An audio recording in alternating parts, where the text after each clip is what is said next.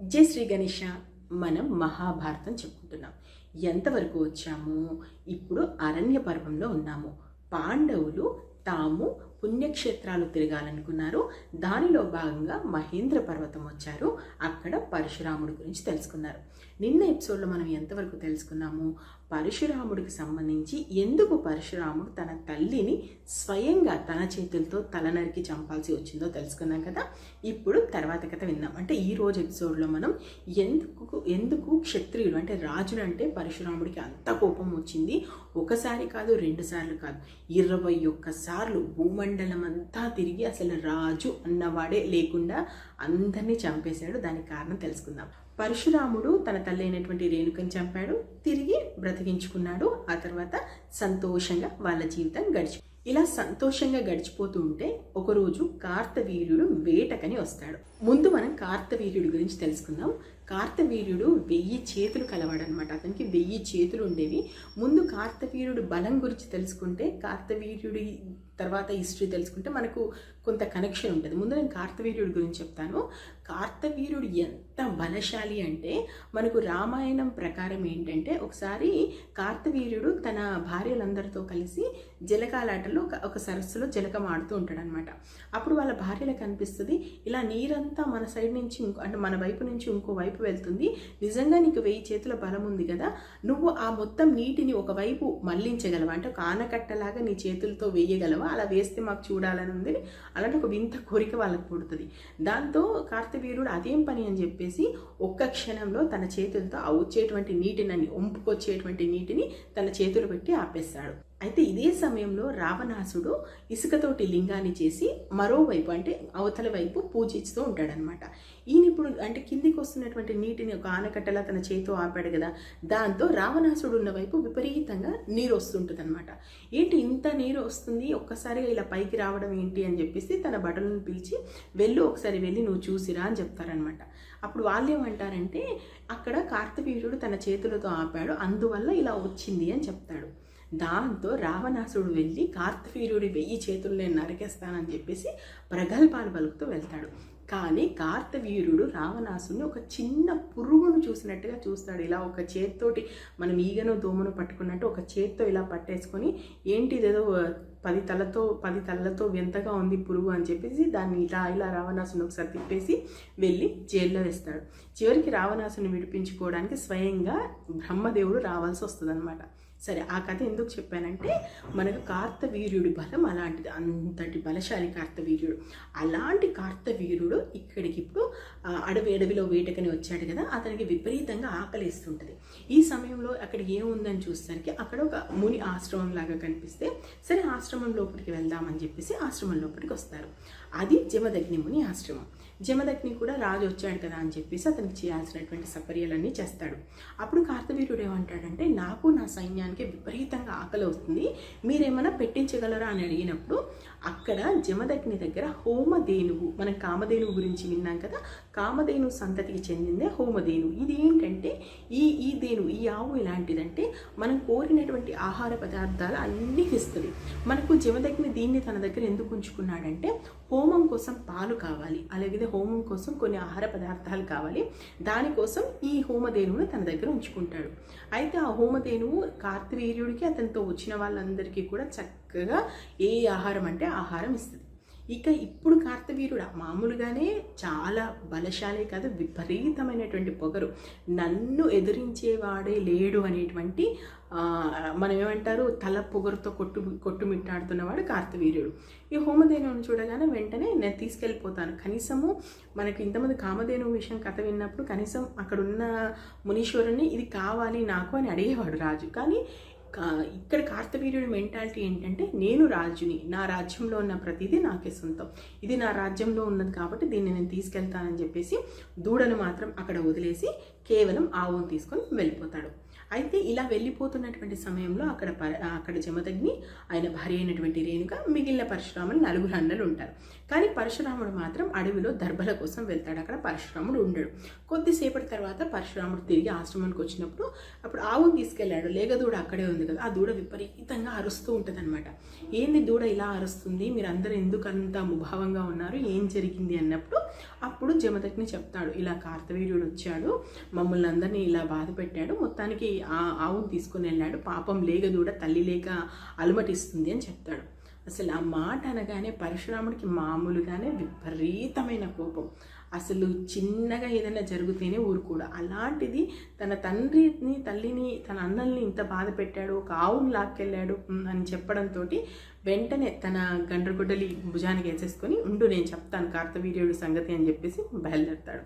ఇక కార్తవీర్యుడు అప్పటికి ఏంటంటే కార్తవీర్యుడు కాస్త అడవి మార్గం నుండి ముందుకు వెళ్ళిపోతుంటాడు, తన రాజ్యం వైపు సాగుతుంటాడు. అతనితో పాటు కార్తవీర్యుడు, అతనితో పాటు సైన్యము, అతనితో పాటు తన దగ్గరి బంధువులు, కొంతమంది రాజులు కూడా ఉంటారు. అంటే ఒక పెద్ద సైన్యంతో ఉంటాడు కార్తవీర్యుడు. ఇక్కడ పరశురాముడు సింగిల్గా ఉన్నాడు, కేవలం ఒక గొడ్డలి చేతిలో పట్టుకున్నాడు. వెళ్ళి మర్యాదగా చెప్తున్నాను, మా హోమధేనువుని, మా ఆవును మాతో పాటు పంపించేసే అని అడుగుతాడు.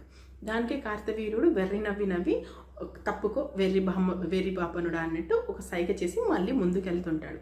అంతే, ఇంకా పరశురాముడి కోపం కట్టలు తెంచుకుంటుంది. అసలు అక్కడ యుద్ధం జరుగుతుంది కదా, కనీసం కార్తవీర్యుడికి తన మీద తిరగబడేటువంటి ఛాన్స్ కూడా ఇవ్వడంటే మీ పక్కన ఉన్నటువంటి రాజుల్ని, సైన్యాన్ని, అంతమందిని, దాదాపు 1000 సంఖ్యలో ఉన్నారు, వాళ్ళందరినీ తలలు నరుక్కుంటూనే పోతాడు. రక్తం ఏరులై పారిపోతుంది. అసలు అలా 1000 చేతుల్ని, కార్తవీర్యుడి యొక్క 1000 చేతుల్ని మొత్తం ముక్కలుగా ఒక్కొక్క చెయ్యి ఒక్కొక్క దూరం వెళ్ళి పడేంత దారుణంగా కార్తవీర్యుడిని నరికి చంపి ఒక పెద్ద భీభత్సమైన యుద్ధాన్ని సృష్టించి తీసుకొని వచ్చి హోమధేనువుని తిరిగి తన తండ్రికి ఇస్తాడు.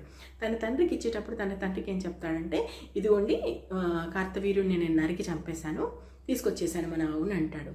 జమదగ్ని ఒక్కసారిగా, ఏంటి రాజుని చంపావా, అంతమంది రాజుల్ని చంపి దీన్ని తీసుకొచ్చావా, అసలు నువ్వు ఎలా అసలు బ్రాహ్మణుడిగా పుట్టావు, ఒక రాజుని చంపడం ఏంటి, అంతమందిని సరే తీసుకెళ్ళాడు అంటే సరే నచ్చజెప్పి తీసుకొస్తావు అనుకున్నాను, కానీ నువ్వు ఇంత పెద్ద యుద్ధం చేసి తీసుకొస్తావు అనుకోలేదు.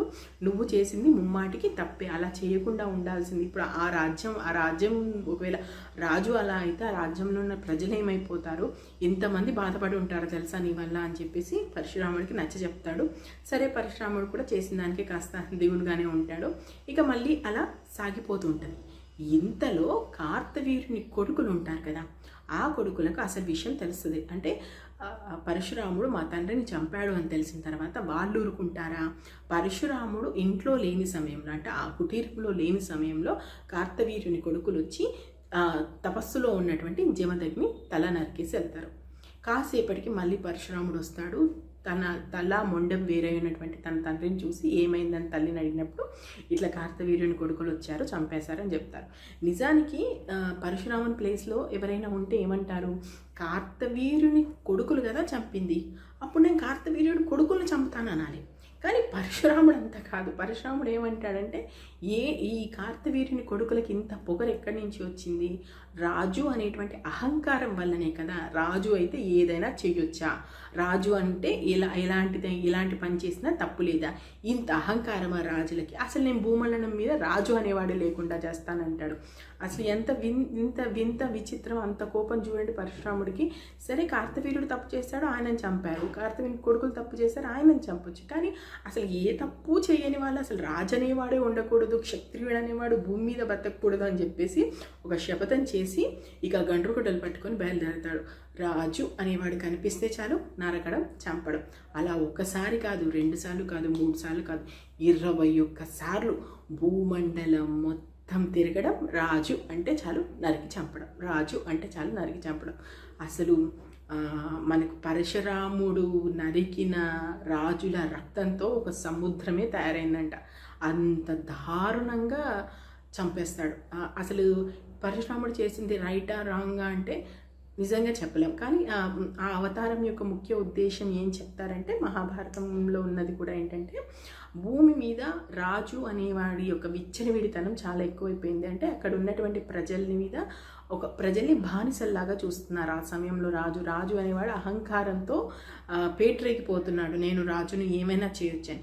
సో ఆ భావజాలం పోయి అందరూ సమానమే అని చెప్పడానికే పరశురామ అవతారం అంటారు. కానీ అలా పరశురాముడు మొత్తానికి 21 సార్లు భూమండలం మొత్తం తిరిగి రాజు అనేవాడు లేకుండా నరికి చంపిన తరువాత అప్పుడు శాంతిస్తాడు. అప్పుడు తగ్గుద్ది ఆయన కోపం. ఇక కోపం తగ్గినాక కశ్యపుని పిలిచి, చాలు మొత్తం తిరిగాను, నరికేశాను, చంపేశాను, ఇంకా నా వల్ల కాదు, నాకు ఇక యుద్ధం చేసేటువంటి అది లేదు, యుద్ధం చేయాలని నేను అనుకోవట్లేదు. కశ్యప, ఇగో మొత్తం నేను ఈ దరిద్రిని మొత్తము జయించి తీసుకొచ్చాను, ఇగో నీకు ధారాదత్తం చేస్తున్నాను. ఇక నువ్వు దీన్ని ఎవరికి ఇచ్చుకుంటావు, ఎలా పాలించుకుంటావు, ఈ భూమండలాన్ని ఎలా చూసుకుంటావు అనేది నీ ఇష్టం అని చెప్పేసి అప్పుడు కశ్యపుడి చేతిలో భూమండలాన్ని దానం చేస్తాడు. ఇది పరశురాముడికి సంబంధించిన విషయం. ఇక ఇదంతా తెలుసుకుంటారు పాండవులు.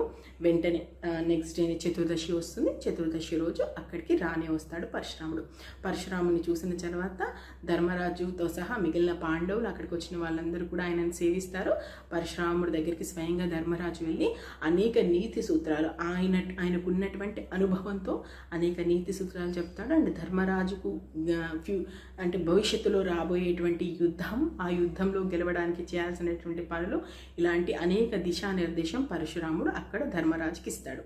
సో ధర్మరాజు అలా పరశురాముడి దగ్గర దీవెనలు తీసుకుని మళ్ళీ ముందుకు సాగుతాడు. ఇక మహేంద్ర పర్వతం నుంచి అక్కడి నుంచి దక్షిణం వైపుకి వెళ్తారు. అక్కడ గోదావరి వస్తుంది. గోదావరిలో స్నానం చేస్తారు. అక్కడి నుంచి ద్రావిడ రాజ్యం వస్తారు. ద్రావిడ రాజ్యంలో కొంత సేద తీరుతారు. అక్కడి నుంచి అగస్త్య తీర్థం వస్తారు. అగస్త్య తీర్థంలో ఆ రోజు మొత్తం విశ్రాంతి తీసుకుంటారు. అగస్త్య తీర్థం నుంచి ప్రభాస తీర్థం వస్తారు. ఈ ప్రభాస తీర్థంలో 12 రోజుల పాటు ఆ మొత్తం చుట్టూ కూడా పంచ అగ్నులు అంటే 5 అగ్నులు రగిలించుకొని మధ్యలో ఒంటరిగా కూర్చొని ధర్మరాజు గాలి నీరు మాత్రమే తీసుకుంటూ 12 రోజులు కఠిన దీక్ష చేస్తాడు. ఇలా ప్రభాస తీర్థంలో పాండవులు ఉన్నారన్న విషయం తెలుసుకుని అక్కడికి కృష్ణుడు, బలరాముడు, సాత్విక్ వస్తారు.